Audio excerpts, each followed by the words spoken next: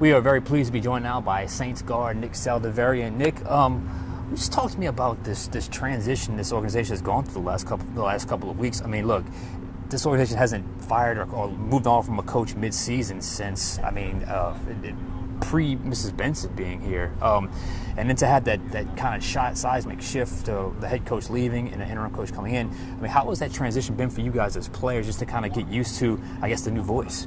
Yeah, I'd say the guys have done a great job just buying into everything and just taking it one day at a time. Like, we're just focused on the Rams right now, 1-0 versus the Rams. That's our big thing right now.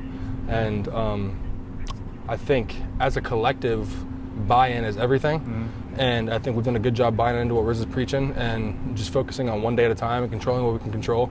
And that has led to great energy, and that has led to just good practice, good gameplay, all that kind of stuff, and unity.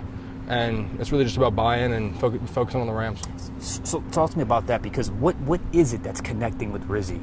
Because it feels like you guys have galvanized a little bit. I'm in the locker room every week. I don't know if you call it energy, call it morale, whatever the case. It just feels like something is connected. Can you put your finger on what it is? Yeah, I mean, if anybody knows Riz, they know Riz, he has juice. Yeah. Like, Riz is a juiced-up guy, and I think that, like, guys feed off that, and Riz he doesn't change. Like, he's just trying to be himself. He's being himself, and he's going to have juice, and you're either going to have juice or you're going to stick out like a sore thumb. At the end of the day, like, you have to have juice, you have to be bought in.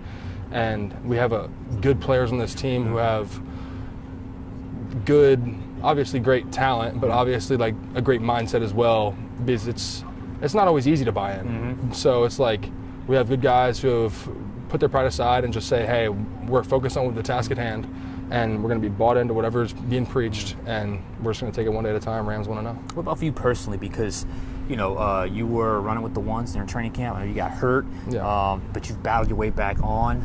You started the last couple of games. We'll see what happens on Sunday.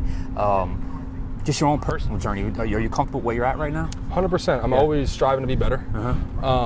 But, I mean, there was some adversity early on with injuries and stuff like that, and that happens. It's football. I mean, it's a tough game. It's tough on your body.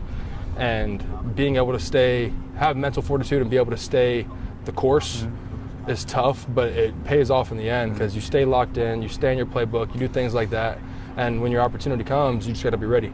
And I think this league is all about opportunity. It really is. And taking advantage of your opportunities and things of that nature. And I knew, I was running with the ones, but at the end of the day, you got to control what you can control at the end of the day. And you get injured, so be it. Now you get injured, now your job is to get back. So you got to take that one day at a time. Go 1-0 every day. And just try to get better every day at what you need to get better at, which is your health. And then whenever you get back, just be who you are. I'm a ball player, so come back and be a ball player. And I think that's what I've done. I'm just trying to take it one day at a time and take advantage of my opportunity. It's worked. I mean, look, it's you can tell the improvement on the field when you watch film of you on the field. I wanted to ask you, growing up, you were born in Florida, you moved to North Carolina, you ended up at Old Dominion. Were you just a small school guy and just under-recruited? How did you end up at Old Dominion? Yeah, so I'd say, I was born in Florida, went to North Carolina, lived there, had a single mom. She didn't know a whole lot about the whole football process. She was just 100% supportive. She doesn't know the whole ins and outs of it all, but she wanted me to chase my dreams and do what I wanted to do, and she was going to support me through it all, and she grinded and gave me that opportunity.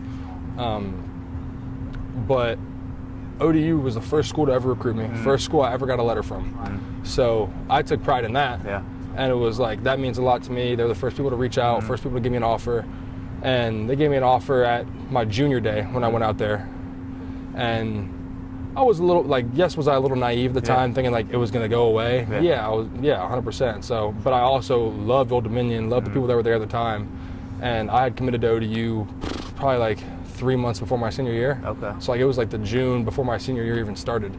So I didn't make a senior tape, none of that. And I'm big on loyalty, so it's if coaches would come to my school, my coach would be he's committed. Or if they called him, but he's committed. It is what it is. He's going there. And I mean, maybe could I have gotten bigger offers? I was curious because I had a great senior season. I did well.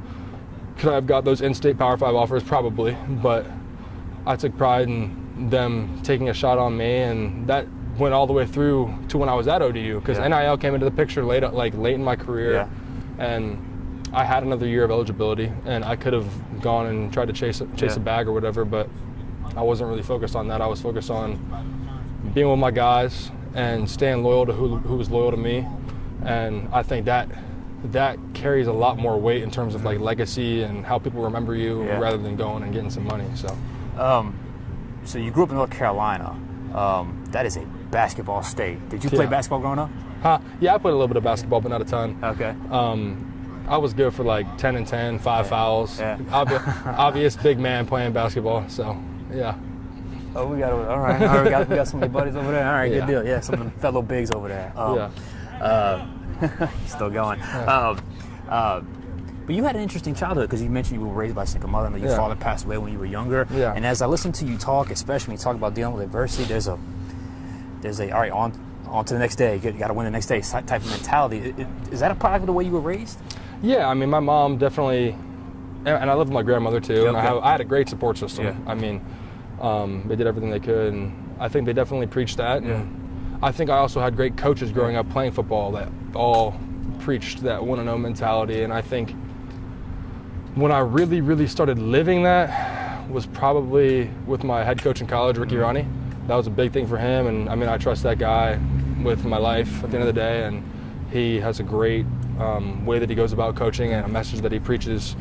I had great strength coaches throughout my college career who had a big impact on me as well, and want to know was just always kind of the thing that I took away.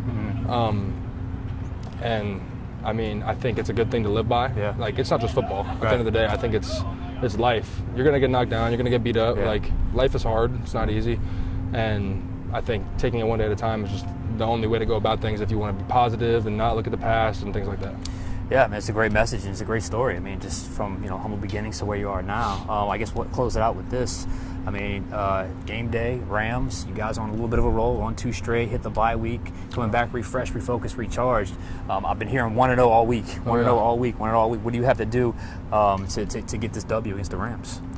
We just gotta stick to our fundamentals and just do what we do and execute the plan at the end of the day. Like, we have a great plan. We have great coaches on this staff. We have a great plan, and we stick to that plan and we execute it one play at a time. Like, one of those, but it's really one play. And that stacks up to one drive. That stacks up to a quarter.